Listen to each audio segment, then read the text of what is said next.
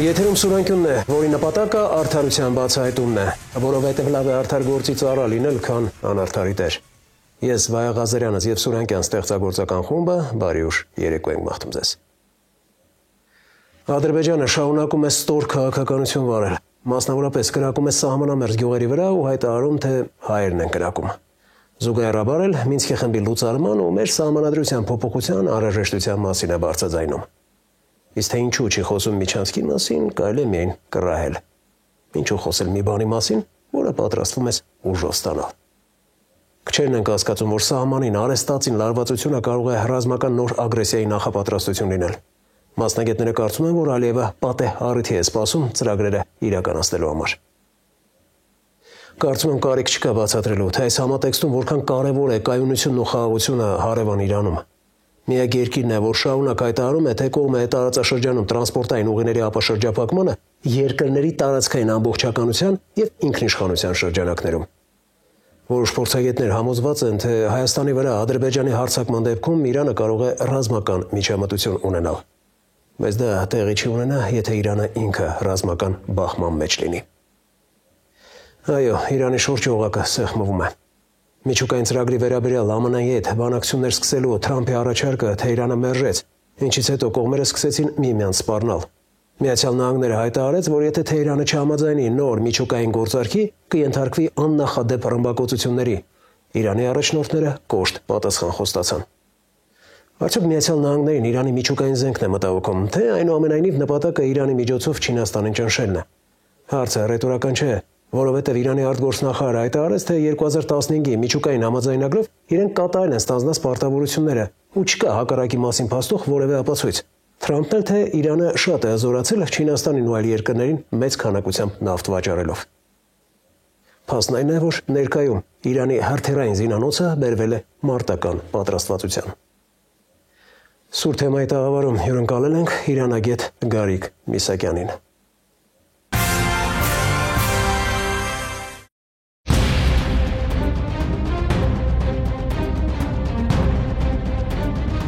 Թրամփը հետ է կանգնել գործարքից ապօրինաբար, սահմանել է ճնշումների քարոզարշավ։ Մենք ուղղակիորեն չենք բանակցելու նրա հետ։ Թրամփի վարչակազմը ձգտում է Իրանի կապիտուլյացիային։ Հիմա պատուհան է բացվել ռազմական ճանապարհով հարվածել Իրանին։ Եթե հարցը չլուծենք, շատ վատ բաներ կպատահեն Իրանի հետ։ Նրանք սպառնում են հարձակվել մեզ վրա։ Պաշտոնական Թեհրանը չի ընդունել Միացյալ Նահանգների նախագահի ուղիղ բանակցություններ վարելու առաջարկը, հայտարարելով, թե պատրաստ է ԱՄՆ-ի հետ անուղղակի բանակցությունների։ Խնդիրը հնարավոր է լուծել բանակցությունների միջոցով։ Միացյալ Նահանգների եւ Իրանի պարագայում բավականին դժվար է խոսել բանակցային գործընթացի դրական ավարտի մասին։ Միշտ անկանխատեսելի գործընթացներ են տեղի ունենում, ինչպես ու վերջինը, երբ որ ուկրաինական պատերազմի մեկնարկով ձախողվեցին բանակցությունները։ Բայց նաեւ պատասխան նամակում, որը միջնորդավորված էր ուղարկվել Միացյալ Նահանգներ, Իրանը չէր հրաժարվել գլոբալ բանակցային գործընթացներից եւ դիվանագիտական լուծումներից, այլ խոսել միջնորդավորված ինչ-որ պետության միջոցով կամ պետությունների միջոցով, ինչը եղավ 5+1-ի ժամանակ բանակցային գործընթաց սկսելու համար։ Երկու խնդրից ելնելով, նախ Իրանում չկա վստահություն Միացյալ Նահանգների նկատմամբ, երբ որ Թրամփը դուրս եկավ միակողմանի համաձայնագրից եւ փորձում են մեկ այլ պետությունների բերելով որոշակի երաշխիքներ ստանալ։ Երկրորդը Իրանի ներսում կան քաղաքական ուժեր, որոնք Միացյալ Նահանգների հետ անմիջական բանակցություններին դեմ են եւ նաեւ օգեոր առաջնորդը դրանց կարծիքը հաշվի է առնում։ Բայց նաեւ իրանական կողմը շտապ է սպասեպահում դիվանագիտական շփումների պատուհանը եւ կարծես թե կան այդ դիվանագիտական շփումները, որքան էլ որ միջնորդավորված, այնուամենայնիվ գրեթե երբեք նաեւ Իրանի պաշտոնյաների խոսքը եթե ընդունենք, չի դադարեցվել վերջնականապես միջնորդավորված կամ գաղտնի դիվանագիտական շփումներ այս պետությունների միջև։ Եթե ամերիկացիները չարիք գործեն, հզոր հակահարված կստանան, հայտարարել է Իրանի գերագույն հոգևոր առաջնորդը։ Լրատվամիջոցների հաղորդմամբ Իրանի հրթիռային զինանոցը բերվել է մարտական պատրաստվածության։ Արդյոք ռազմական էսկալացիայի հավանականությունը մեծ է։ Իրականում սա պատասխան էր Թրամփի հայտարարությունը, երբ որ խոսում էր Իրանին հարվածելու մասին կամ չտեսնված ինչ որ հրթիռային հարվածներ հասցնելու մասին։ Սա հայտարարությունները հոգևոր առաջնորդի կողմից նախ սեփական հասարակությանը ուղղված, երբ որ ցույց տա, որ Իրանը մշտապես պատրաստ է ցանկացած ռազմական գործողության, նաև ցուցադրվեց գաղտնի հրթիռային քաղաք ստորգետնյա ցույց տալու Իրանի ներուժը, կանխարգելիչ, կարելի ասել ավելի շուտ քայլեր։ Եվ նաև հայտարարություն, որ ռազմական գործողությունների դեպքում, եթե նման արկածախնդրություն ճակերտավոր տեղի ունենա, Իրանը կտա պատասխան։ Եվ այդ պատասխանը կարող է անակնկալ լինել բոլորի համար։ Սա նաև արվեց այն պատճառով, որ խուսափվի հավանաբար Իրանի վրա որևէ հարձակումից դիվանագիտական որևէ ճանապարհով լուծումների գնալու համար, քանի որ Իրանն էլ ինքը չի ցանկանա Միացյալ Նահանգների հետ անմիջական առճակատման գնալ։ Այս փուլում նաև դիվանագիտական եւ քարոզչական մակարդակում առավելագույն ճնշում է կիրառելու բերելու բանակցային գործընթացի, հավանաբար նաև այդ բանակցային գործընթացի շրջանակը ընդլայնելու համար, որովհետեւ միջուկային կամ ատոմային էներգիայի զենք ստեղծելու վերաբերյալ բանակցային գործընթացից բացի Միացյալ Նահանգները ցանկանում են նաև Իրանի արտահրաշինական պոտենցիալի վերաբերյալ բանակցություններ վարել կամ ներառել այդ փաթեթի մեջ ԱՏՍ-ների շինարարություն ռազմական առումով Իրանին սահմանափակելու համար։ Նույն Իրանը Միացյալ Նահանգների հետ առճակատվելով դիվանագիտական մակարդակում խոսելով, որ չի գնալու ստիպողական բանակցությունները եւ այլն, փորձում է հրթիռային ծրագրերը ամենայն դեպս դուրս բերել բանակցային որևէ գործընթացից, դրանք դիտարկելով ռազմավարական պաշտպանական միջոցներ եւ նախորդ գործողությունները Իրանի նկատմամբ ցույց տվեց, որ հենց հրթիռային իր պոտենցիալով է պաշտպանվում։ Իսրայելի եւ Ադրբեջանի հարաբերությունները մտահոգում են Իրանին, որքան հավանական է, որ ռազմական բախման դեպքում Ադրբեջանը որևէ կերպ ներգրավվի դրան։ Մշտապես մտահոգել են եւ իրանցիները դա հայտարարել են։ Նույնիսկ ամենաբարձր մակարդակում, երբ եղավ վերջին լարումները Իրանի եւ Ադրբեջանի, եթե մի քիչ առաջ գնանք զորավարժություններ եւ այլն, մշտապես խոսվում է Իսրայել-Ադրբեջան հարաբերությունների մասին։ Նույնիսկ այդ ռազմավարական համագործակցության փաստաթղթը, որը ստորագրվեց եւ այլն, Իրանի հիմնական մտահոգություններից մեկն է։ Նաեւ ամենամոտ պետությունն է Իրանին սահմանակից, որտեղ Իսրայելը ունի բավականին մեծ ներուժ։ Արդյոք կներգրավվի կամ կլինի որևէ արձակում Ադրբեջանի տարածքից բավականին դժվար է ասել։ Նախ Ադրբեջանը բավականին երկար պիտի մտածի, որպեսզի թույլ տա իր տարածքից Իրանին հարվածել։ Այլ խնդիրը երբ հարվածը գալիս է Իսրայելից, Իրանի պատասխանը լինում է հաշվարկված, ոչ մարդկային զոհեր պարունակող եւ այլն, որպեսզի չգնա խոշոր եւ լայնամասշտաբ պատերազմի, բայց Ադրբեջանի տարածքից արձակման պարագայում բացահայտ եւ ապացուցված իրանական կողմը կարող է ճակերտավոր բաժիջ գործողություններ իրականացնել ավելի մեծ Ադրբեջանի նկատմամբ, նաեւ չունենալով այն մեծ ճակերտավոր վախը, որովհետեւ Ադրբեջանը նաեւ ինչքան էլ որ ունենա իսրայելական աջակցություն, այնպես նույնիսկ չի որ կարողանա մեծ եւ լայնամասշտաբ պատերազմ վարել Իրանի նկատմամբ, իսկ մենակ Իսրայելի օդային աջակցությամբ դա կարծում եմ հնարավոր չի։ Վերջերս Իրանի հյուսիսում տասնյակ հազարավոր էթնիկ ադրբեջանցիներ ցույցի են դուրս եկել, բողոք արտահայտելով իրենց բնակեցման շրջաններում քրդերի վերաբնակեցման Իրանի իշխանությունների մտադրության դեմ։ Ադրբեջանցիների այս գործողությունները ուղղորդված են։ Եթե սկսենք ատրպատականցիների այդ բողոքից Ուրմիայի, ապա նախ մի քանի ոլորտում էր, այսինքն ոչ բոլորն էին անջատողական եւ դա Իրանում փաստվեց հանրային բողոքի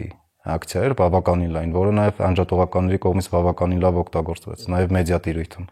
Եվ իրանական դաշտում էլ ստացավ հակազդեցությունը, նաև նույն պանթյուրքիստական շարժումների նկատմամբ առավել բացասական տրամադրություններ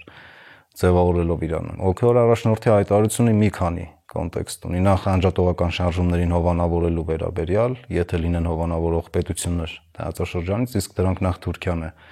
Ադրբեջանը եւ նաև մի քանի այլ պետություններ, որոնք հովանավորում են եւ որոշակի արաբական անջատողական շարժումներ Իրանում, բելուջական անջատողական շարժումներ, նաև ներքին հասարակությանը կամ ընդդիմությանը, որոնք Իրանում ժամանակ առ ժամանակ փորձում են ցույցեր անել, նաև վերջին ցույցերի ընթացքում տեսանք արտաքին ներազդեցություն Իրանում, նաև Միացյալ Նահանգների քաղաքականության այս մի մասն է տնտեսական լուրջ ճնշումների ներքո Իրանի հասարակությանը բերել որոշակի հուզումների եւ մշտական պատերազմի վախը եւ դոլարի թանկացումը, տնտեսական ճգնաժամը Իրանում, որ այս իրանական նորուզից հետո կարող է ասունանալ, նաև կարող է բերել դրան։ Սա կանխարգելիչ որոշակի հայտարարություններ, որպեսզի նման քայլերի էլ չդիմեն, այսինքն Իրանում կա մտահոգություն, որ կարող է նաև ներքին ուզումների փորձ արվի։ Ռուսաստանի Դաշնության արտաքին գործերի նախարարությունը հայտարարել է, թե Իրանի վրա հարձակումը կարող է աղետալի հետևանք ունենալ ամբողջ տարածաշրջանի համար։ Ինչ ազդեցություն այն կարող է ունենալ Հայաստանի վրա, հաշվի առնելով փաստը, որ Իրանն այսօր Հայաստանի նկատմամբ տարածքային նկրտումներ ունեցող Ադրբեջանին որոշակիորեն զսպող ուժ է։ Հենց նաև Իրանի դիրքորոշումը Զանգեզուրի միջանցքի նկատմամբ, նաև Իրանի դիրքորոշումը ընդհանուր Հայաստանի տարածքային ամբողջականության նկատմամբ, Կովկասում պատերազմական գործողությունների վերսկսմանը ընդդիմացող ճակերտավոր միակ պետությունը բավականին կարևոր է Հայաստանի համար։ Եթե Իրանում սկսվի մեծ գործողություններ կամ Իրանի շուրջ սկսվի մեծ ռազմական գործողություններ, ապա մեր հարևան պետությունը ամենայն դեպս անհապաղ կարող է օգտվել դրանից Նաև այն առումով, որ միջազգային հանրության ուշադրությունը ընդհանրապես կբևեռվի Իրանի շուրջ եւ Իրանն էլ չի կարողանա իր կանխարգելիչ գործողությունները իրականացնել, ինչպես եղավ նախկինում, եւ մենք սահմանակից պետություն լինելով Իրանում իրականում զգալու ենք նաև այս փուլում բավականին բարդ է մշտապես մատչամիջոցների խնդիրը եւ այլն։ Այսինքն Իրանի դեմ ցանկացած գործողություններ մեզ ամենայն դեպս Կովկասին ալվածելու է միանշանակ։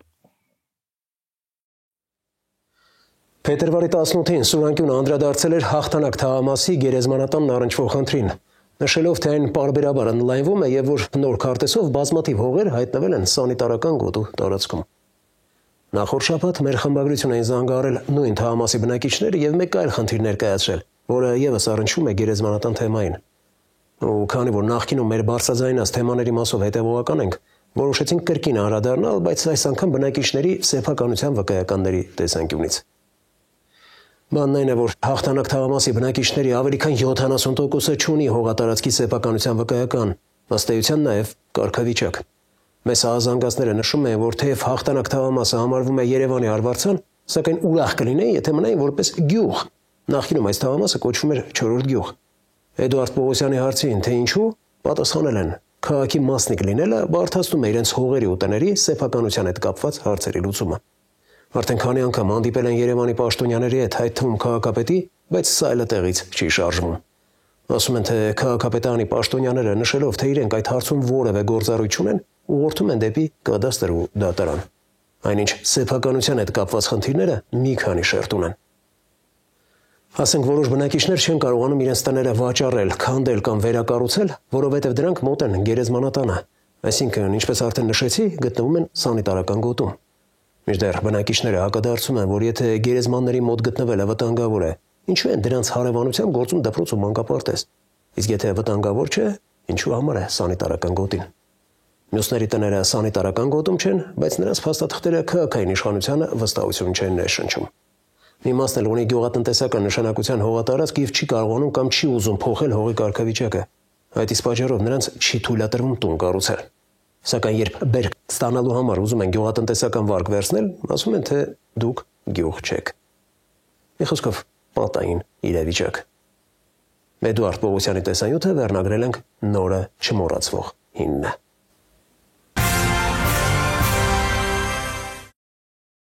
Երևանի հաղթանակ թաղամասն է, այստեղի բնակիչները այդպես էլ չեն կարողանում սեփականաշնորհել իրենց իսկ սեփականությունը։ Քաղաքապետարանը համապատասխան բոլոր փաստաթղթերը տալիս է, խնդիր չունի բնակիչների հետ, սակայն այդ տրամադրված փաստաթղթերը այդպես էլ հիմք չեն հանդիսանում կադաստրի կոմիտեի համար։ Թաղամասի բնակիչների ավելի քան 70%-ին, եթե հարցնես այս տարածքը որտեղ տնավորվել ես հաստատ, քոնն է, դժվար թե կարողանա փաստաթղթերով ապացուցել։ Իսկ ամեն ինչ սկսվել է դեռ Խորհրդային Միության տարիներից։ Կոլտնտեսությունից հողաբաժանման ժամանակ են ստացել իրենց բաժինը այդ ժամանակվա համապատասխան փաստաթղթերով։ Բնակիչների տեղեկացմամբ մի ակտով, որն արդեն անկախ Հայաստանում պետք է սեփականության վկայականի իրավական ուժը ունենար, չունեցավ ու արդեն առնվազն 34 տարի բնակիչները դրա համար են պայքարում, թեպետ շատերն արդեն այդ միակ վկայությունը առաջին ու վերջին փաստաթուղթն էլ չունեն։ Ամեն ընտրություններին դա վիճարկման թեմա է լինում։ Որոշակի մարդկանց խմբի առաջարկում են, ասում են, ձեր ակտը սեփականության վկայականը փոխարինելու համար կարող եք այս տեխնացուին ձայն տալ,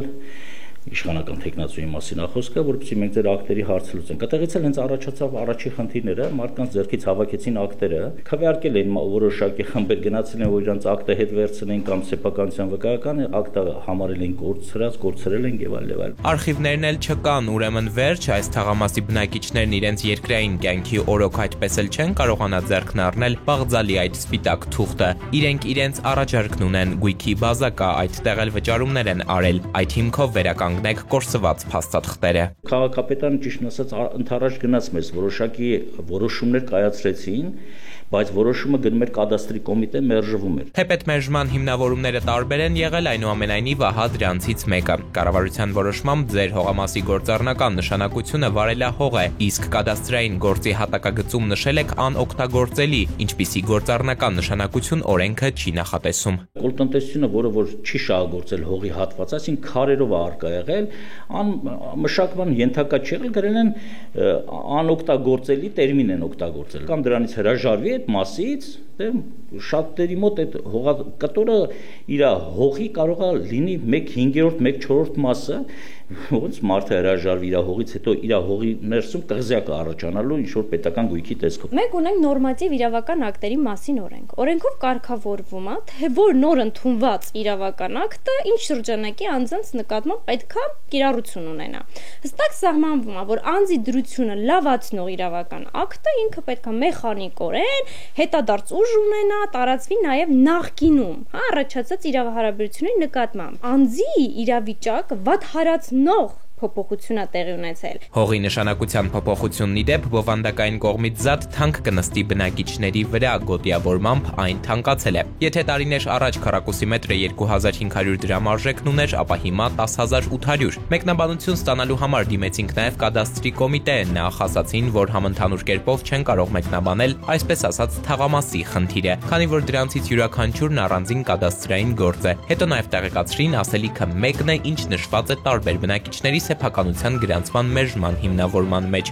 Այստեղ հիշենք հողի նշանակությունը։ Սուրանկյունն ուղղություն վերցրեց Երևանի քաղաքապետարան, սակայն այստեղ էլ բարձորոշ արձագանք չստացանք, թեև ավագանու վերջին նիստերից մեկի ժամանակ, որն ի դեպ հաջորդել էր հաղթանակ թաղամասի բնակիչների բողոքի ակցիային, երբ փողոց էին փակել։ Փոխքաղաքապետ Փամբուխչյանը հայտնեց, որ մոտ 100 հաղթանակցու խնդիր քաղաքապետարանը լուծել է հենց քաղաքապետի անմիջական ներգրավվածությամբ։ Իսկ ինչպես փոխքաղաքապետը չմանրամասնեց։ Դրանք այն հարցերն են, որոնք որ քաղաքապետարանը մեծ ջանքեր է գործադրել դրանք լուծելու համար եւ այնտեղ կան որոշ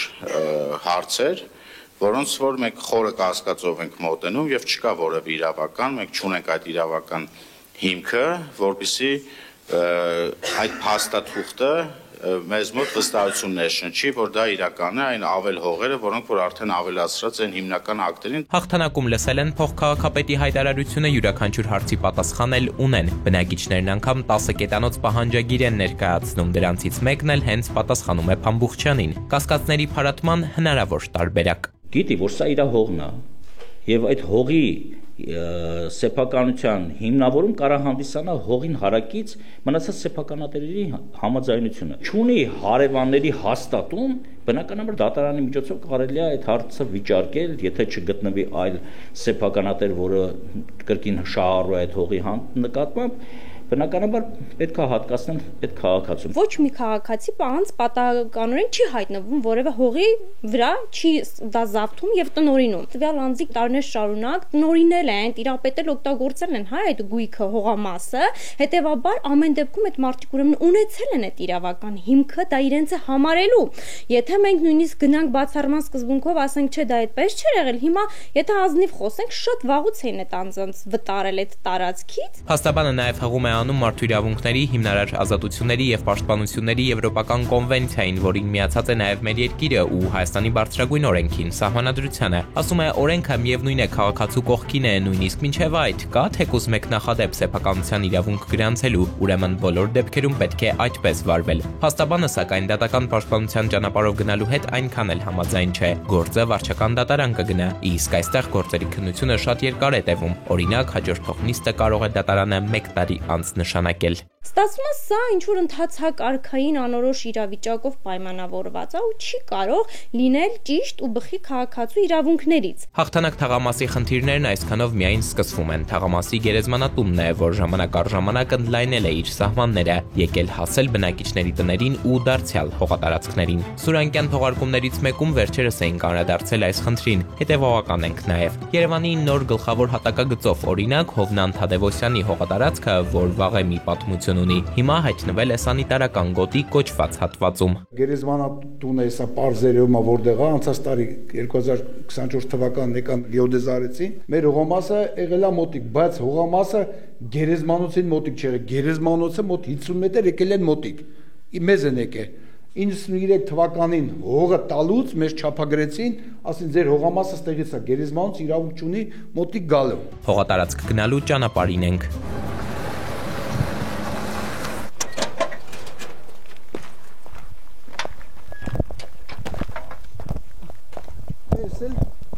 Էս էլ մեր 33 տարվա մեր ընտանիքի դառը տանջանքը, Ի վերջո, ինչպես պիտի լուծվի հաղթանակի խնդիրը, բնակիչներն իրենց պատկերացումներ ունեն, բանակցությունների էլ պատրաստ են, բայց հետ քայլերի մեծ իմաստով ոչ։ Չենք համաձայնում մասնակի լուծումը, այսինքն, եթե իշխանությունները պետքա գնան ասեն, ձեր խնդիրը առաջի կետով մասնակի ենք լուծել, մենք չունենք համաձայնություն այդ հարցում, մենք պահանջում ենք ընդհանուր խնդրի լուծումը եւ առաջի կետը բավարարել իսպառ անցնել նոր երկրորդ կետին, որովհետեւ այստեղ անհամաչափության պահպանման դեպքում մենք արկա խնդիրները կբազմապատկենք այլ խնդիրներով։ Իդեպ բնակիչների պահանջների մեջ է մտնում նաև որևէ այլ համայնքում գյուղի կամ թեկուզ Երևանում, բայց առանձին վարչական շրջանի կարգավիճակ ունենալը։ Ասում են, սա է իրենց պահանջների առանցքում, իսկ երբ հաղթանակցիները հաղթանակ կտանեն սեփական հողի համար, հարցն օդում է շարունակում մնալ։ Բնակիչները հույս ու սպասում, իշխանությունները լռություն։ Էդուարդ Պողոսյան, Զոհրաբ Քարամյան, Սուրենգյուն։ Խեղված ճակատագրեր էջի նախորդ տեսանյութից հետո մեր խմբագրություն տասնյակ հազանգեր ստացանք։ Ու դա սպասելի էր։ Չէ որ ամեն անգամ չես տեսնի, թե ինչպես են երկաթգծի մոտ գտնվող քանդված տնակում, ամմարտկային պայմաններում բառացիորեն գոյություն քարշ տալիս մայրն ու մանկահասակ երկու երեխաները։ Բայց ավելի զարմացնողը Անահիտի տոկունությունն ու պատվախնդրությունն էր, թե ինչպես է դիմագրավում կյանքի դժվարություններին, ինչպես է հասցնում երեխաների համար թե մայր, թե հայր լինել։ Պատմել ենք, որ Շանայտի ամուսինը լքել էր ընտանիքը առանց անհանգստանալու, որ երեխաները կարող են ուտելու բան չունենալ։ Ցավոք կան կենսաբանական հայրեր, որոնք չունեն որևէ պատասխանատվություն սեփական երեխաների հանդեպ։ Փոխարենը կան մարդիկ, որոնք իրենց պատասխանատու են զգում նաև ուրիշի երեխաների համար։ Հենց այդ մարդիկ էլ ստանձնեցին հայր ծնողի պարտականությունը։ Երկու տասնյակի հասնող խանատներ ու կազմակերպություններ իրականացրին մասնավորապես փոքրիկ Անգելինայի երազանքը, նրան նվիրելով մանկական մահճակալ, գրասեղան եւ աթոռ։ Փտած հատակով պատերի մեծ անցքեր ունեցող տնակի եւ վերանորոգման համար էլ հանրաժեշտ շինանյութ ապահովեցին։ Ուղարկել էին նաեւ սնունդ, քաղցրավենիք, մսամթերք, կենցաղային տեխնիկա ու կենսական նշանակության այլ իրեր։ Մեծ էր նաեւ ֆինանսական աջակցությունը, որի շնորհիվ տանտիրուին կմարի պարտքերը։ Շնորհակալություն այս ընտանիքին օգնելու հարցում անտարբեր չմնացած մարդկանց։ Գուցե իրենց նյութական նեղություն տվեցին, բայց վստահաբար երկնքում գանձեր կուտակեցին։ Այժմ Սվետլանա Ավդիշյանի հուսալքությունը լքում է նրանց տեսանյութը։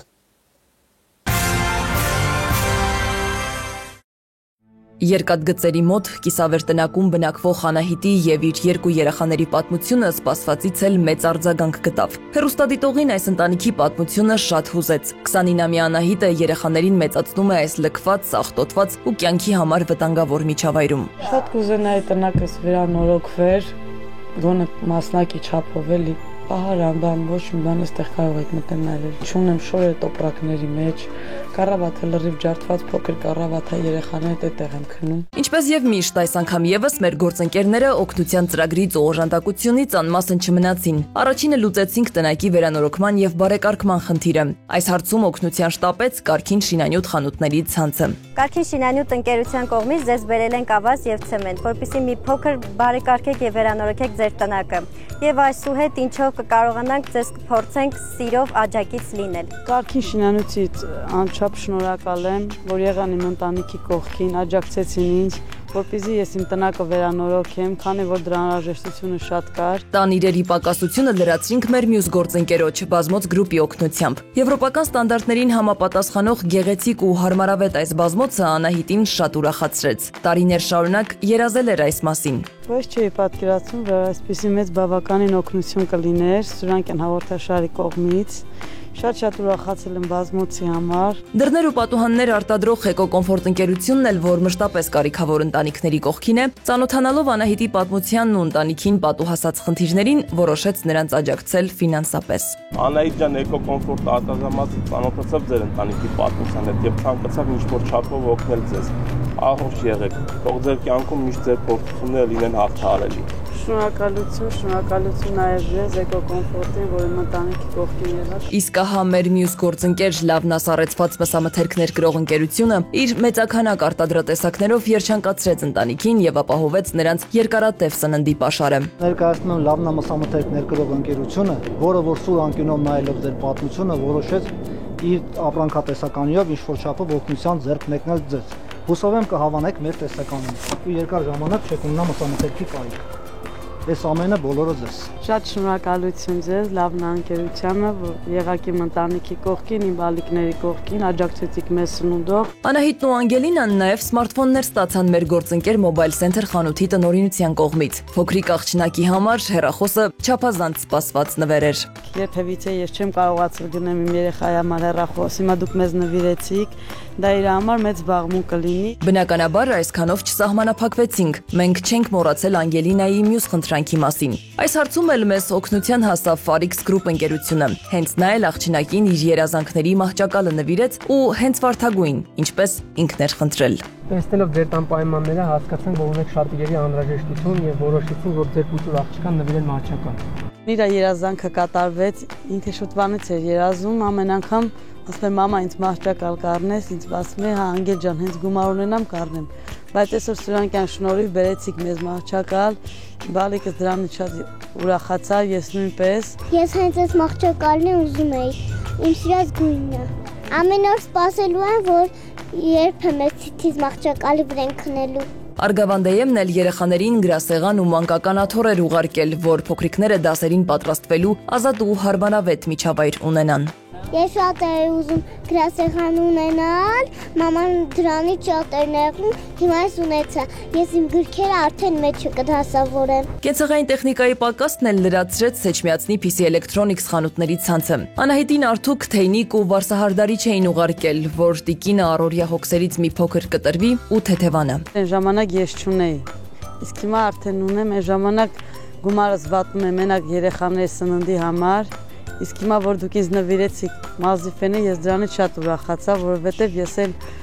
կարող եմ տան պայմաններում որպես կին ինձ զգալ։ Իջևանի գին ու կոնյակի գործարանն էլ ընտանիքի համեղ սննդի պաշարներ լրացրել։ Ուղարկել էին բարձրորակ ու բնական պահածոներ, մուրաբաներ, տարատեսակ կոմպոտներ եւ հյութեր։ Առողջ սննդի հարցն էլ հոգացել էր Արզնի հոլդինգի ղեկավարությունը, որն իր թարմ ու բարձրորակ արտադրանքից զատ ընտանիքին աջակցել էր նաեւ ֆինանսապես։ Ընտանիքի երկարատև սննդի պաշարն էլ հոգացել էր Sunfood ընկերությունը իր առաքած օգտակար ու համեղ արտադրանքով։ Իրանք ինչքան ներդրեցին, թե հոգեպես, թե ֆինանսապես, թե ասենք սնունդի տեսքով, չգիտեմ, ինչով որ եղան իմ ընտանիքին, բալիկների կողքին, կցանկանամ Աստված իրենց այնքան երկար կյանք տա, այնքան ձեռքբերումներ տա, որ միշտ իրանք լինեն իմ նման ընտանիքների կողքին։ Երեխաների սիրելի Big Life ապրանքանիշի մրգային տարբեր համերի բարձրորակ ու առողջարար դիետիկ յոգուրտները նույնպես տարել էին ընտանիքին։ Չենք մոռացել նաև մանուկներին ժպիտ եւ երջանկություն պարգևող քաղցրավենիքի մասին։ Այստեղ էլ մեզ օգնության հասավ Տավուշ Sweet ընկերությունը։ Անուշեղենի պաշարի մյուս մասն էլ լրացրեց Ռուսկի բիսկվիտ ընկերությունը ընտանիքին ուղարկած մեծաքանակ քաղցրավենիքով։ Շատ եմ սիրում ես քաղցրավենիքը, շնորհակալություն, որ դուք մեզ եք բերել։ Med 911 on-line դեղատան տնօրինությունն էլ ընտանիքին անհրաժեշտ դեղորայք եւ հիգիենայի պարագաներ էր ուղարկել։ Ինտելեկտի եւ հաճելի ժամանցի մեկտեղումն ապահովել էր Edit Print ընկերությունը, տարատեսակ գրքեր ու տետրեր ուղարկելով փոքրիկներին։ Ընտանիքը դրամական օգնություն ստացավ նաև ֆրանսաբնակ Արսենից, Բելգիայում ապրող Արայիկից, Դավիթից, Անտոշկա մանկապարտեզից, ցանցերի աշխարհ ընկերությունից եւ Երևան City սուպերմարկետների ցանցից։ Առաջնայերդ ես ունեմ պարտքեր, որ պետք է տամ, հետո ջրի խնդիր ունեմ, պետք է ջուր քաշեմ տնակ ու առօրյա էլի, այդ գումարը կծախսվի դրա համար։ Մեր առաքելության կողքին մեզնից անպակաս է մեր բարեխիղճ գործընկեր Լեգարա բեռնափոխադրում իրականացնող ընկերությունը։ Այս կարևոր գործում իրենց ուրույն ներդրումն ունեն մեր բոլոր բարերարներն ու գործընկերները։ Նոր տնակը, որ տեսնում եք Անահիտի հին ու մաշված տնակի կողքին, կրկին բարերարների գթասրտության արդյունքն է։ Բարեբախտաբար այս ընտանիքին օգնության ձեռք շտապեցին մեկնել շատերը։ Մեր թողարկումից ժամեր անց էլ Անահիտին տարբեր անհատներ զանգահարել ու իրենց աջակցությունն են հայտնել։ Կարեկից մարդիկ անգամ գումարով եւ կենցաղային իրերով են օգնել օժանդակել ընտանիքին։ Սա մեզ համար իսկապես մեծագույն ձեռքբերում է խեղված ճակատագրից ձերբազատվող հերթական ընտանիքին օգտակար լինելու դիտանկյունից։ Սվետլանա Ավդիշյան, Վահան Գլոյան, Սուրանգյուն։ Թողարկման երկրորդ հատվածում կներկայացնենք։ Ոչ ցանկալի արդյունքը կարող է վնաս հասցնել իր ֆիզիոլոգիական եւ հոգեկան առողջությանը։ Քթի 3 պլաստիկ վիրահատություն, 3-ն էլ անհաջող։ ամբողջությամբ փակվում է։ Թվացնային անբավարարությունը Ալինայի մոտ բերեցին աշխատունակության նվազեցման։ Դրել են հենց այդ նույն այլ օտար մարդու աճառներ։ Ականջներից վերցրել են ականջի աճառային հյուսվածքներ եւ տեղադրել քթի մեջ։ Հնարավոր է լինեն աճառային դեֆեկտներ։ Իրավապահներին է ներկայացրել իր եւ բժիշկ Արթուր Պողոսյանի հետ ունեցած խոսակցության ձայնագրությունը։ Քթամուտքի նեղացում։ Այն առաջացել է պլաստիկ վիրահատությունից հետո։ Ես նրան հայտնել եմ, թե օրգանիզմի հետ կապված ինչ բացասական կողմեր ունի։ Կարող են լինել նաեւ հետվիրահատական շրջանների բարդություններ։ Պետք է պացիենտը նախապես իրազեկված լինի։ Միջնորդել է նշանակել կրկնակի անձնաժողովային փորձաքննություն։ Հիվանդության պատմագիր, որը կեղծված է։ Վերջերս համացանցում աչքովաց մի գրառում ընկավ, որտեղ մի աղջիկ խմբերից մեկի մասնակիցներին հարցնում էր, թե արդյոք արժե հայաստանյան հայտնի պլաստիկ վիրաբույժի մոտ վիրահատել քիթը։ Դատելով տասնյակ արձագանքներից, մասնավորապես, որ տվյալ մասնագետը շատ գեղեցիկ քթեր է ստանում, բայց հետո պացիենտները շնչառական լուրջ խնդիրներ են ունենում, կարելի է եզրակացնել, որ մեր երկրում քթի պլաստիկ վիրահատությունները անհետևանք չեն մնում։ Թեև պետք չէ զարմանալ։ Չեմ մտաբերում դեպք, երբ պլաստիկ վիրաբույժը պատիժ կրի կամ փոխհատուցի իր պատճառած առողջական եւ բարոյական վնասը։ Ինչու են կանայքը գնում պլաստիկ վիրահատության։ Բնականաբար ցանկանում են բարձրացնել կյանքի որակն ու ինքնագնահատականը։ Այդ նպատակով գումար են հավաքում, վստահում բժշկին, բայց բավարարված գալու փոխարեն անքուն գիշերներ են անցկացնում, կորցնում առողջությունը ու երբ գնում են բժշկի մոտ պատասխան ստանալու եւ խնդրին լուծում տալու ակնկալիքով, վերջինը սկսում է արտահանալ, թե բա վիրահատությանը օրգանիզմը վատ է արձագանքել, պացիենտը իբրև չի հետևել դեղորայքի կամ սահմանված ռեժիմի մասով նրա ցուցումներին, նախապես զգուշացրել են, որ չեն կարող 100%-անոց արդյունք երաշխավորել, մի խոսքով, իրենք հրեշտակ են։ Նման մի պատմության մասին կլսեք քիչ անց, իսկ մինչև այդ։ Օրիգինալ չեմ գտնվի, եթե ասեմ, որ ոլորտը կարգավորելու հարցում չափազանց մեծ է առողջապահության նախարարության դերը։ Ըստ մասնագետների, նախարարությունը պետք է խստացնի մասնագիտական լիցենզավորման պահանջները, տուժածներին կոնկրետ աջակցություն տրամադրի, այսինքն ապահովի իրավաբանական, հոգեբանական խորհրդատվություն, բժշկական երկրորդ կարծիք, սահմանի պատժիչ համակարգ բժշկական անփոթության համար, հրապարակի իրենց գործում թերացող բժիշկների անունները։ Այս շարքը կարելի է երկար շարունակել, բայց սահմանափակվենք էսթետիկ բժշկության ոլորտում վերահսկողության մեծ բրիտանական փորձով։ Եվ ուրեմն Մարախլապատ Ալբիոնում բժիշկները գնացվում են GMC-ում, բժշկական խորհուրդ, որը պատասխանատու է նրանց գործունեության համար։ Եթե պացիենտը հիմնավոր բողոք է ներկայացնում, խորհուրդը կարող է կասեցնել բժշկի լիցենզիան։ Բացի այդ, կլինիկաները վերահսկում են անկախ կառույցների կողմից, որը վարկանիշ է սահմանում եւ խախտումների դեպքում կարող է ընդհուպ փակել հաստատությունը։ Բժիշկները ունեն նաեւ պարտադիր բժշկական ապահովագրություն, որպեսզի սխալի դեպքում պացիենտը ստանա փոխհատուցում առանց դատական գործընթացի ավարտին սպասելու։ Այնպես որ մեկ-մեկ էլ կարելի է միջազգային փորձը ուսումնասիրել եւ անհրաժեշտ հետևություններ անել։ Ներկայացնում եմ Նայիրի Մուրադյանի ուրախության տխուր հետևանքները։ Տեսանյութը։ Քթի 3 պլաստիկ վիրահատություն, 3-ն էլ անհաջող։ Ինձ մոտ առկա է դժվարաշնչություն, շնչելիս ամբողջությամբ փակվում է։ Այս քթանցքով էլ եթե թվում է թե բաց է քթանցքը, վերևում ամբողջությամբ կպոնները ընդհանրապես թթվածին չի գնում։ Ալինա Ադիլխանյանը ենթարկվել է 3 պլաստիկ վիրահատության, որոնցից 2-ը վերականգնողական են եղել։ Քթի առաջին վիրահատությունը 2013-ին է կատարվել։ Առաջին վիրահատությունից հետո Ալինան քթի հետ կապված բարդություններ, բորբոքումներ է նկատում 2016 թվականին։ Ամեն ինչ սկսվեց ինձ մոտ այս խնդիրները գիտակցության կորստով, երբ փորձում էի աստիճան բարձրանալ աշխատավայրում, այդ ժամանակ գիտակցությունս կորցրի, շնչահեղձություն չէի կարողանում շնչել։ 2022-ին Ալինան ստիպված է լինում դիմել Շենգավիթ բժշկական կենտրոն։ Բժիշկ Արթուր Պողոսյանը խոստանում է, որ կշտկի շնչառական ֆունկցիայի խանգարումը։ Շնչառական ֆունկցիայի խանգարումը, թթվածնային անբավարարությունը Ալինայի մոտ բերեցին աշխատունակության նվազեցման։ 2023 թվականին Ալինան դիմում է վիրահատող բժիշկ Արթուր Պողոսյանին։ Բժիշկն ասում է, որ շնչառական ֆունկցիան կարգավորելու համար պետք է կատարվի 3-րդ վիրահատությունը, սակայն դա էլ չկարգավորեց Ալինայի շնչառական ֆունկցիան։ Զրուցակիցս պատմում է, թե վիրահատության ժամանակ իր ականջներից վերցրել են ականջի աճառային հյուսվածքներ եւ տեղադրել քթի մեջ։ Վերցրին ականջներիցս աճառներ, սպիերը հիմա կա ականջներից, այո։ Ու էլի ինչ որ աճառներ օգտագործեցին։ Որը տեղյակ չէ ինչ աճառը։ Նորից ասում են իմ միջնապատից են վերցրել։ Հիմնականում աճառային խնդիրների հետ կապված ռիսկերը լինում են, երբ որ կատարվում է երկրորդային, երրորդային վիրահատություններ, այսինքն երբ որ պացիենտի մոտ արդեն եղել է քթի պլաստիկ վիրահատություն ու կախված դրանից արդեն հնարավոր է լինեն աճառային դեֆեկտներ, որը անհրաժեշտություն կա լրացնելու։ Պացիենտին միշտ տեղեկացնում ենք, դաժե եթե 5%-ի հավանականություն է, որ կարող է աճառները չբավարարեն ու մենք գնանք արդեն կողաճառի տրանսպլանտացիայի, մենք դա պարտադիր զգուշացնում ենք։ Երրորդ վիրահատությունից հետո Ալինայի դեմքին առաջանում են սպիներ։ 2023-ին նախաձեռնվում է քրեական վարույթ։ Ադիլխանյանը ճանաչվում է տուժող։ Նա հայտնել է, որ բժիշկների ոչ ճիշտ վիրահատության արդյունքում իր մոտ առաջացել են բազմաթիվ առողջական խնդիրներ, եւ որ քթանցքների փակ լինելու պատճառով ինքը դժվարությամբ է շնչում։ Վայ քո տունը շինվի, ասում տնաշ են, ես ասեցի շատ է տարբերությունը քթանցքների, բայց տեսեք կան բարդություններ, որոնք որ ընդհանրապես ցանկալի չեն։ Դրանք բավականին շատ անգամներ վիրահատած վիրահատություններից հետո հա ռիսկերն են, օրինակ մաշկի նեկրոզ կարող է առաջանալ ու տենց խնդիրները, որոնք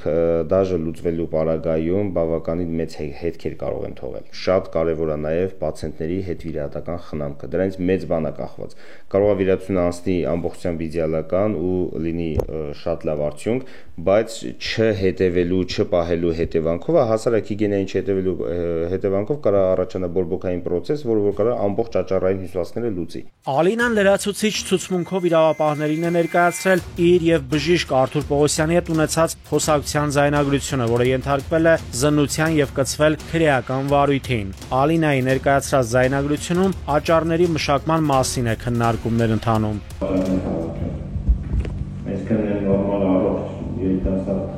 բաներից պացիենտներից դիտան այս պահի դրությամբ արդեն մշակման դեպքում միանցից ավել պետք է մշակվի, որ ոչ մի բան չպարունակի։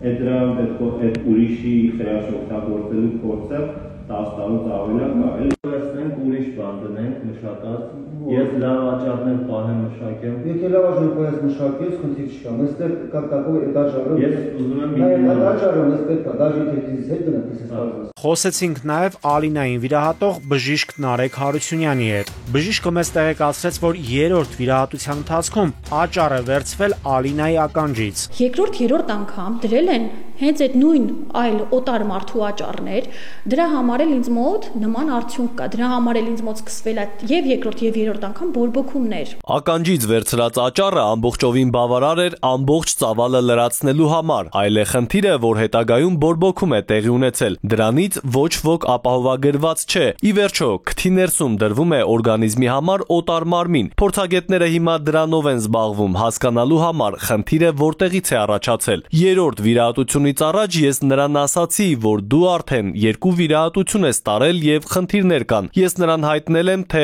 օրգանիզմի հետ կապված ինչ բացասական կողմեր ունի։ Հետվիրահատական շրջանում, ինչպես բոլոր հիվանդների, այնպես էլ Ալինայի մոտ կարող էր առաջանալ բորբոքային բնույթի խնդիրներ։ Եթե կան հակացություններ, դաժե չնչին հակացություններ են, կարծում եմ պլաստիկ վիրահատության համար չարժե այդ ռիսկին գնալ, այդ դեպքերում մենք հրաժարվում ենք։ Դրանք քրոնիկ ինֆեկցիոն հիվանդություններն են, որոնք կարան հետագայում բերեն բարդությունների, արյամակարդելիության խնդիրներն են, որոնք որ չմակարդվելու կամ ժամանակին չմակարդվելու հետևանքով գեմատոմաներ են առաջացնում։ Առանց որևէ զգուշացման, որևէ բժշկական միջամտություն կատարելը, այդ թվում անգամ քթի աճառների հետ կապված որևէ միջամտություն կատարելը առանց անձի համաձայնության համարվում է օրենքի խախտում։ Օրինակ քթի վիրահատության դեպքում աճառի տեղադրումը, այն էլ այլ մարդուց վերցված մարմնի մասի տեղադրումը, դա հանդիսանում է փոխպատվաստում եւ առավել եւս փոխպատվաստման դեպքերում պետք է պացիենտը նախապես իրազեկված լինի այդ ամենի մասին։ Բժիշկ Արթուր Պողոսյանը հարցաքննվել է վկայի դատավարական կարգավիճակով։ Բժիշկը հայտնել է, որ 2 անգամ Ալինա Ադիլխանյանի քթի վիրահատություններ են իրականացվել եւ բժշկական թերություններ թույլ չեն տրվել։ Քրեական վարույթով որոշվում է Ալինա Ադիլխանյանի վերաբերյալ հանձնաժողովային դատաբժշկական փորձաքննություն նշանակել։ Հետազոտությունների համաձայն փորձաքննվող Ալինա Ադիլխանյանի մոտ կա քթամուտքի նեղացում։ Այն առաջացել է պլաստիկ վիրահատությունից հետո։ Փորձաքննության մեջ նշվում է նաև, որ վիրահատություններն իրականացրած բժիշկները պահպանել են վիրահատական մեթոդիկաները։ Փորձագիտական հանձնաժողովը նշել է նաև, որ ըստ բժշկագիտության արդի տվյալների նմանատիպ վիրահատություններից հետո կարող են լինել նաև հետվիրահատական շրջանների բարդություններ եւ հետևանքներ։ Տուժող Ալինա Ադիլխանյանը ծանոթանալով փորձագետի եզրակացության հետ հայտարարում է, որ փորձագետի եզրակացությունը հիմնավորված չէ եւ միջնորդել է նշանակել կրկնակի հանձնաժողովային փորձաքննություն։ Փորձաքննությունը կատարվել է շատ թերի, ես տարել եմ ինձ հետ հիվանդության պատմագիր, որը կեղծված է։ Այսինքն մի պատմագիր տվել ենք քննիչին, ով ուղարկել է փորձաքննության, հետո հիվանդանոցից վերցրել եմ եւս մի պատմագրի նույն պատմագրի բնօրինակից պատճեն, որը փոփոխության է ենթարկվել։ Երբ հարցը արդեն քննության փուլում հասնում է դատաբժշկական փորձաքննությանը, կարծես այս փուլում վարույթի ելքը որոշվում է, քանի որ գոլեգաները միմյանց նկատմամբ պրակտիկան ցույց է տվել, որ ի վնաս եզրակացություն չեն տրամադրում բժշկական սխալի վերաբերյալ։ Եթե առողջությանը պատճառվել է թեթև, միջին կամ ծանր վնաս, կա նաև առանձին հոդված, որը հատուկ պատասխանատվություն է նախատեսում բուժաշխատողի կողմից ոչ պատշաճ բուժօգնություն տրամադրելու համար։ Ալինան մեզ հայտնեց, որ քրեական գործ հարուցելուց հետո 1.5 տարի անցել, սակայն միայն մեկ բժիշկ է հարցաքննվել։ Մյուս երկու բժիշկներն ըստ Ալինայի չեն հարցաքննվել։ Բնականաբար շատ հարցեր կան, չէ՞, մեր մեջ իմ եւ մյուս բժիշկների, ոնց է չի կազմակերպում առերես։ Առերես ժամանակում չերքում եք բժիշկը։ Հա, ուրիշի աճառներ օգտագործելը ասում էր, դե ես ոնց կարամ նման բան անեմ, ոնց կարամ ուրիշի աճառ օգտագործեմ, բայց ես ունեմ իմ ապացույցներ, ինչքան էլ հերքի կան ապացույցներ։ Բուժաշխատողների մասնագիտական էթիկայի կանոնների խախտումները քննող հանձնաժողովը ունեցել է 10 վարույթ, բազմաթիվ դիմումներ, հարցումներ։ Վարույթների քննության արդյունքում եղել են նաև պատասխանատվության ենթարկված բուժաշխատողներ։ Մի շարք դեպքերում էլ բուժաշխատողների մասնագիտական էթիկայի կանոնների խախտումներ են արձանագրվել, բայց չի առաջարկվել նրանց ենթարկել պատասխանատվության։ Դիմացնոտային իմաստով մենք դիմում ունեցել ենք, բայց քաղաքացում պարզաբանվել է, որ կոնկրետ մի դեպք ունեցել ենք, որ նախ դեպք տեղեր ունեցել 1 տարուց ավել ժամանակահատվածում, իսկ մենք ըստ օրենսդրության քննում ենք միայն վաղեմության 1 տարվա ժամկետի կտրվածքով, համաձայն իսկ ներկայացված տվյալների քրեական վարույթում էր գտնվում, իսկ մենք այն գործերով, որտեղ կա էթիկայի նորմի խախտում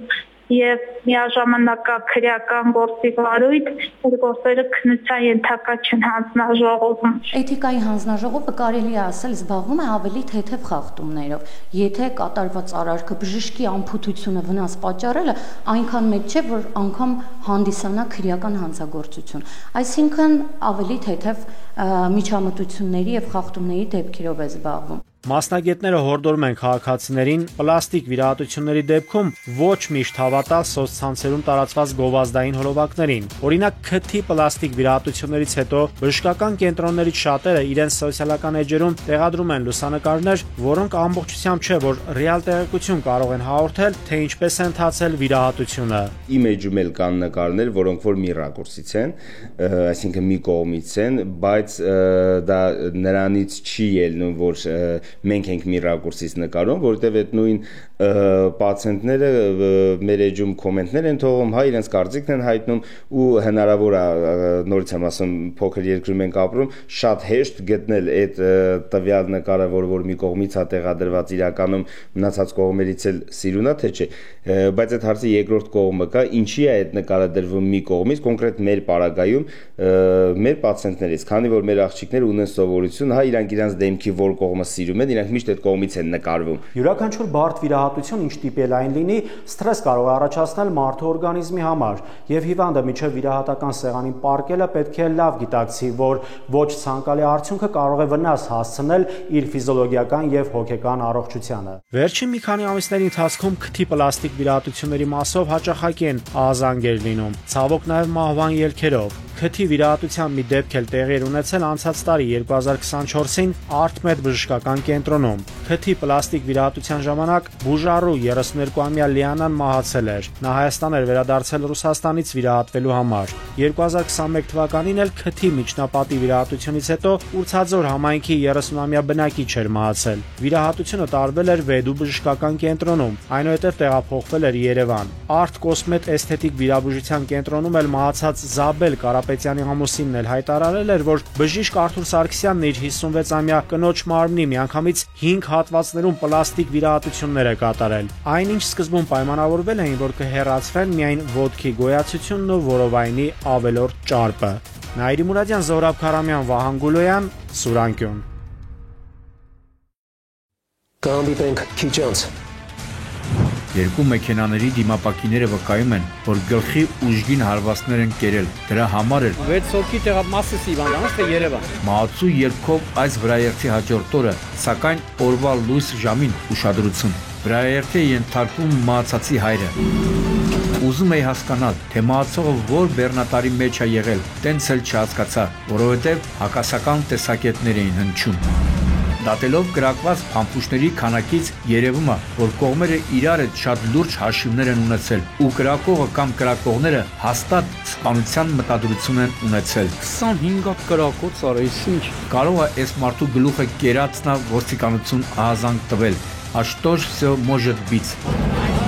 Պատահական ու սրտացավ մարդիկ են եղել, որոնք տեսնելով առնակամ լինող երիտասարդներին արագ հասցրել են հիվանդանոց։ Օպտիկական ակնոց։ Կրակված պարկուճներ, արյան հետքեր, սառը զենքեր, զոհ եւ վիրավորներ։ Անցած օրերի քրեական քրոնիկոնի ակիրճ նկարագրությունն է։ Այո, կրիմինալը ոչ միայն չի նահանջում, այլև ընդլայնվելու պարարտ հող է տեսնում։ Տեսնում է, որ իրավապահների համար կանխարգելիչ միջոցառումներ ասված ընդհանրապես բառակապակցություն է, որ շատ հանցագործություններ այդպես էլ չեն բացահայտվում։ Հետևաբար, պետք չէ զարմանալ, որ Դիլիջանի բանուկ վայրերից մեկում կարող են տներից մեկի վրա մոտ 25 կրակոց արձակել։ Դատելով կրակված փամփուշտների քանակից կարող ենք եզրակացնել, որ կողմերի միջև շատ լուրջ հաշիվներ են եղել, ու կրակողները միանշանակ սպանելու մտադրություն են ունեցել։ Երկե նախաքննությունը կպարզի եղելությունը, բայց փաստ է, որ հրազենային վնասվածքներով 2 հոգի տեղափոխվել է հիվանդանոց։ Ու եթե այս դեպքում հնարավոր է եղել խուսափել մահվան ելքից, Չարենցավանում երիտասարդների միջև կռիվը ողբերգական ավարտ է ունեցել։ Պատկերացնում եք, կյանք խլած ու 4 հոգու վիրավորվելու պատճառ դարձած վեճի հիմքում իրար երկար նայելն է եղել։ Լավ հասկացանք, 20-21 տարեկան երիտասարդներ եք, բայց ուղեղը ինչի համար է տրված։ Երբ ասում ենք երիտասարդները տաքարյուն են, չի նշանակում, որ նաև պարտադիր պետք է խելապակաս լինեն։ Իսկ սա այլ կերպ քան խելապակասություն չես անվանի։ Իդեպ մեր տեղեկություններով կռվի մասնակիցների մեջ նաև բարձրաստիճան իրավապահի որդի է եղել։ Սա իհարկե որոշ առումով փոխում է իրավիճակը, քանի որ բարձրաստիճան պաշտոնյաների զավակների մասնակցության միջադեպերի պատճառներից մեկը նրանց հայրիկների վատ օրինակն ու դասյարակությունն է, ու այդ մասին պետք է իմանան դրանց հետ ընկերություն անող երիտասարդները։ Հիշեք, տղերք ջան, ոսկե կոչվող երիտասարդները ջրից միշտ չոր են դուրս գալիս։ Թրջվողը դուք եք, ու զուր հույսեր մի փայփայեք, թե նրանց հայրիկները ձեզ կօգնեն։ Անցած օրերի քրեական քրոնիկոնը արտակարգ պատահարներն ու ավտովթարները Գագիկ Շամշյանի կործանեց եւ կործանվեց տեսանյութում։ Այ ժողովուրդ ջան, ախր ես ինչ ենք անում մենք։ Ինչու չենք գնահատում կյանքը, որտեղից այսքան ատելություն ու անհանդուրժողականություն իրար հանդեպ։ Սևերի ու սպիտակների բաժանելը, հանրության մեջ հետևողականորեն ատելության մեծ չափաբաժին ներարկելը, թե կան այլ պատճառներ։ Փաստն այն է, որ ինչքան էլ իրավասու կառույցները հայտարարեն, թե քրեածին իրավիճակը գտնվում է վերահսկողության տակ, միևնույնն է, գրեթե ամեն օր լսում ենք սպանության կամ սպանության փորձերի մասին։ Տեսանյութի վերջում կանդրադառնանք հերթական դեպքերին։ Հիմա խոսենք մեկ այլ արատավոր երևույթի՝ օպերատիվ ծառայությունների նկատմամբ անհանդուրժողականության մասին։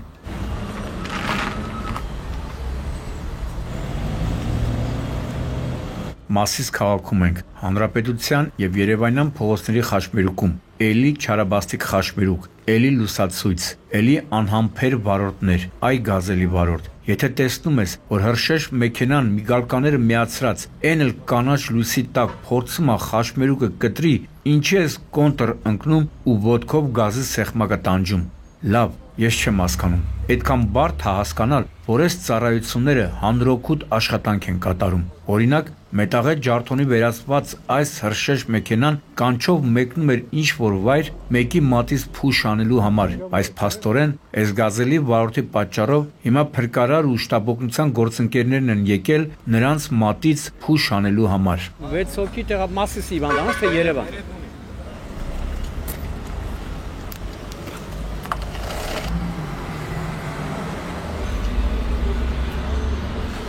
Երկու մեքենաների դիմապակիները վկայում են, որ գլխի ուժգին հարվածներ են կերել։ Դրա համար էլ 6 հոգու տեղափոխել էին հիվանդանոցներ։ Հիմա տեսնես գազելի վարորդը գոնե հասկացավ, որ լավ էր մի քանի րոպե ուշ հասնել, քան այս օրն ընկնել։ Լավ է մի քանի րոպե ուշ հասնել, քան ուրիշի մատից փուշ հանողներին այսօրը գցել։ Լավ է մի քանի րոպե ուշ հասնել, քան համալրել ճանապարհատրանսպորտային պատահարների առանց այն էլ տխուր ու հարուստ վիճակագրությունը։ Չեմ կարծում, համենայն դեպս փորձս հուշում է, որ անհանդուրժողականությունը աստիճանաբար մարդկանց այրան մեջ է նստել, ու ոչ մի նման պատահար դաշ չի լինում նրանց համար։ Ներկայացվող հաջորդ դեպքը ասվածի ապացույցն է։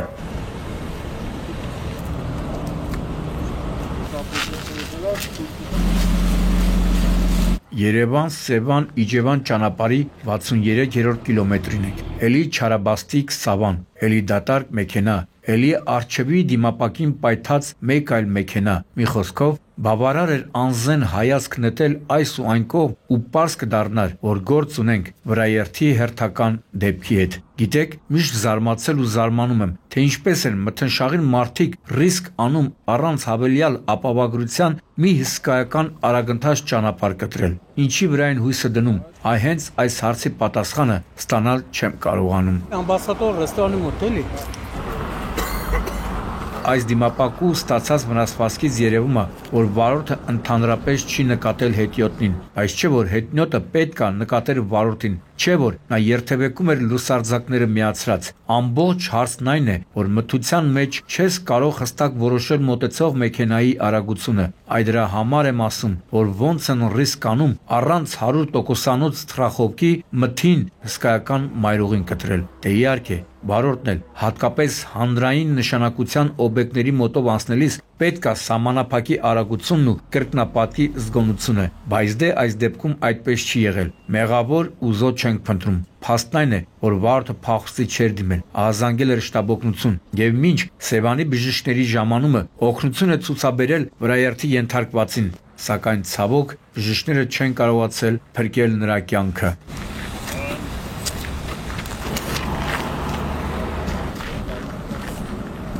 Հիմա այս դեպքի հետ պայմանավորված մեկ այլ ուշագրավ հանգամանք։ Մահացու ելքով այս վրաերթի հաջորդ օրը, սակայն օրվա լույս ժամին ավելի ստույգ 16:20-ի սահմաններում ուշադրություն։ Վրաերթի է ենթարկվում մահացածի հայրը, որը նույնպես փորձել է փողոցը կտրել չթույլատրված հատվածով, որ ասում էի դասեր չեն քաղում, հենց այս հանգամանքը նկատի ունեի, ու պետք չէ բախտից կամ ճակատագրից բողոքել, ընդամենը պետք է ամեն արարքում խելք դնել։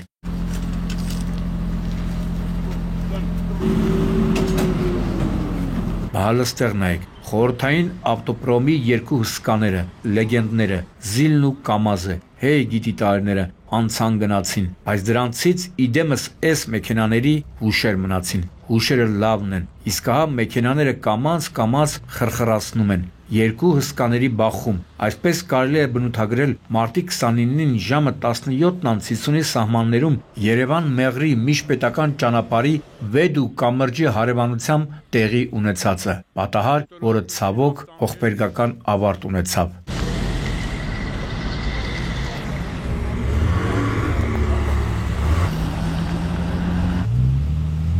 Այն հրեշտակների ձոր, չէ՞։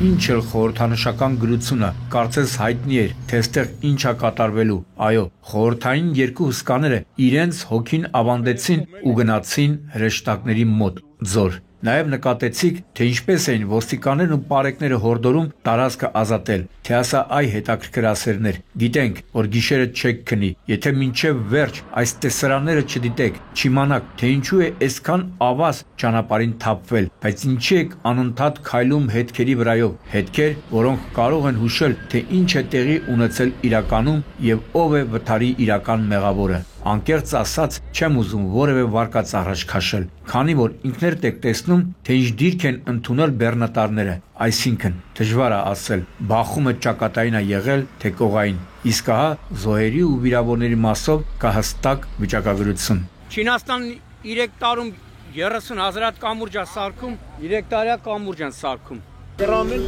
կրամի արտերի, անայս։ Ոբար սիգարետով այդ կողմից հեռու գնա։ Ոստի սարքում, ոստը։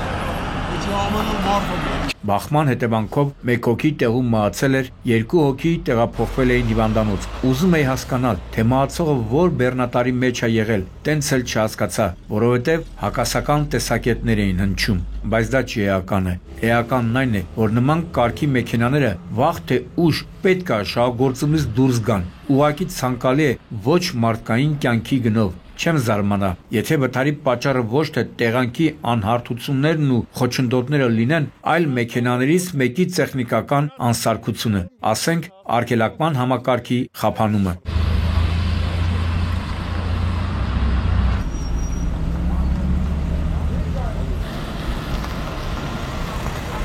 Գնաց կրիմինալ խրոնիկոնը, որի մասին տեսանյութի սկզբում խոսեցի։ Այո, կրիմինալի ձեռքերը ուր ասես հասել են, արդեն մարզերն էլ կապ չունեն, որ ասենք ստեղ սարեր են, հետևաբար վենդետայի հավանականությունը մեծ է, ստեղ աղքատ քաղաքներ են, հետևաբար գողությունների թիվը մեծ է, մի խոսքով արդեն չափորոշիչներ չեն մնացել, որոնցով կարծիք կարող ես կազմել այս կամ այն մարզի մասին։ Կրակում են ամենուր։ Հեսա, խնդրեմ, Տավուշի մարզն է, Դիլիջան խոշորացված համայնքի հաղարծին բնակավայրի Մարիա Խլեբ կոչվող չգործող հացատան տարածքն է։ Ինչ եք պատկերացնում, երբ տեսնում եք այս կացարանի վրայի կրակված փամփուշտների հետքերը։ 25 հատ կրակոց արես, ինչ։ Սիցիլիան է դառը։ Օրինակ, ես ապշել էի, հասկացանք, որ կրիմինալը գլուխ է բարձրացրել, բայց այս կարգի սանձարձակություն պատկերացնելն անգամ սարսափելի է։ Ասենք, ինչ որ մեկը կամ մի քանիսը փորձել են Մարիա Խլեբի մոտ գտնվածներին սետկա սարքել, ու երևի մտքի ծայրով էլ չեն անցկացրել, որ այս երկրում իրավապահ համակարգ գոյություն ունի, որ կարող է վերջում պատժվեն։ Իրականում, դատելով կրակված փամփուշտների քանակից երևում է, որ կողմերը իրար հետ շատ լուրջ հաշիվներ են ունեցել, ու կրակողը կամ կրակողները հաստատ սպանության մտադրություն են ունեցել։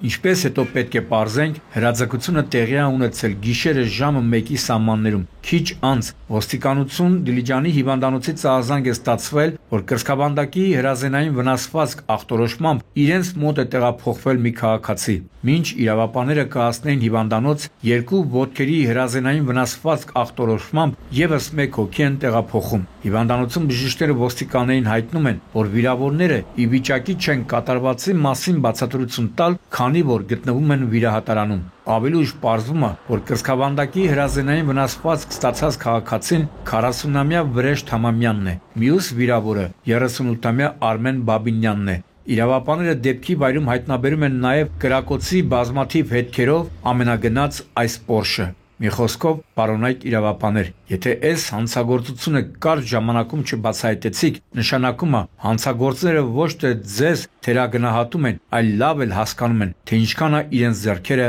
արձակած։ Սա կրակոցի հետքերն է։ Բալստեղ նայեք, որ ասում եմ Սիցիլիա ենք դարձել, չեք հավատում։ Միտեղ մի 25 անգամ կրակում են օբյեկտի ու մեքենայի վրա, միտեղ էլ եսիմ քանի մետր խորությունից տղամարդու դի են հայտնաբերում։ Եվ ուրեմն ժամը 21:30-ի սահմաններում քրեական ոստիկանության Կոտայքի մարզային քրեական վարչությունում օպերատիվ տեղեկություններ են ստանում, թե նոր Հաչն քաղաքում գործող Արզնի Շամիրամ ջրամբարի նոր Հաչնի ջրատարում դիկա։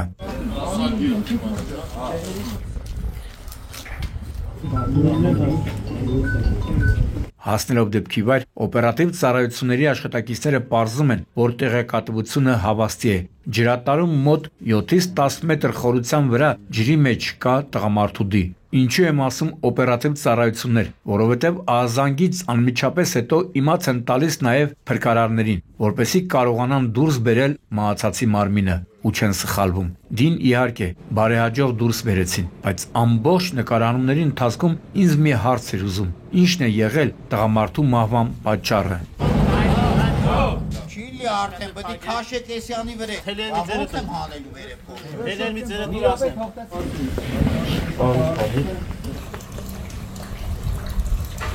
Նաև հետաքրքրող էր դիակի արկայության մասին ահազանգողի ինքնությունը։ Ինչպես է այս խորության մեջ տեսել տղամարդու մարմինը, չէ որ տեղանքը բավականին բարդ էր, հասանելիությունը գրեթե զրոյական, ու դրա համար էլ դեպքի վայրում հավաքված մի քանի քաղաքացիների հետ, չգիտեմ, համաձայնվեմ, թե չհամաձայնվեմ, որ ասում են, կարող է այս մարդու գլուխը կերածնա ոստիկանություն ահազանգ տվել։ А что ж все может быть։ Լավ, մեղ չվերցնեմ վրաս։ Ուղղակի հատկապես այս վերջին ժամանակահատվածում այնքան բան ենք տեսնում, որ արդեն ամեն մեկի վրա կասկածում ենք։ Սա էլ ձեզ մյուս գլուխ կոտրուկը, պարոնայք ոստիկաններ, բայց դե սրանով հոմ չավարտեցինք, ավելի սարսափելին դեռ առջևում էր։ Ժողովուրդ տեսքում։ Երևի արդեն հասկացաք, որ հիվանդանոցի նախաշեմյուն ենք։ Հոգնակի ասելով նկատի ունեմ մոտ 2-3 տասնյակի հասնող տարբեր կալիբրի իրավապաններ հավաքվել են Չարենցավանի հիվանդանոցի մոտ, որպեսզի հասկանան, թե ինչ է կատարվել ժամը 20-ի սահմաններում Չարենցավանում հայտնի Գինած հոլ ռեստորանային համալիրի հարևանությամբ գտնվող կանաչ գոտում, իսկ կատարվել է անդառնալին։ Արկա է օպտիկական ակնոց։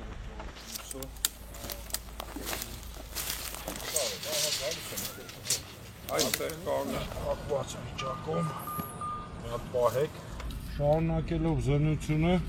Սակայն միշտ ներկայացնեմ մարտապիլ հիշեցնող կռվի մանրամասները, ասեմ, որ հիվանդանոցի դիմաց կանգնած այս մեքենաներով են տեղափոխել 1 մահացածի ու 3 վիրավորի։ Պատահական ու սրտացավ մարդիկ են եղել, որոնք տեսնելով առնակամ լինող երիտասարդներին արագ հասցրել են հիվանդանոց։ Այո, կռվողները երիտասարդներ են եղել, ընդ որում ոչ թե իրար վրա կրակել են, այլ ձեռքի հարվածներ են հասցրել ու սառը զենք կիրառել։ Հենց սառը զենքի կիրառման արդյունքում էլ 22-ամյա Ռուբիկ Խանոյանը մահացել է։ Միակ հիմա չափում եք այս հեռավորություն ճանապարհի վրա առնանման նյութի հետքեր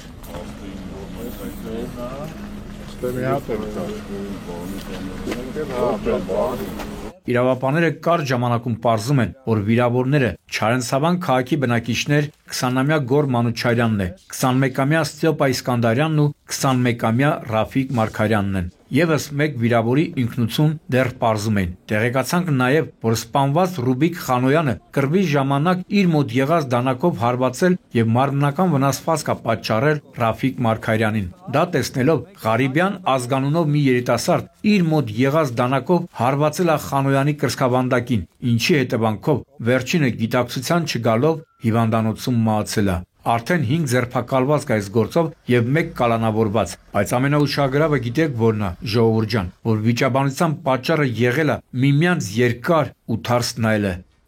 Ինչով սկսեցի տեսանյութս, դրանով էլ ավարտեմ, ժողովուրդ ջան, ախր էս ինչ ենք անում մենք, ինչու չենք գնահատում կյանքը։ Գագիկ Շամշյան, Սուրանկյուն։ Այսքանը գործով զորանանք եւ առողջ հոգով ու լուսավոր մտքով առաջ շարժվենք։ Կհանդիպենք ապրիլի 13-ին ժամը 22-ին։ Աստված պահապան, հայազգին։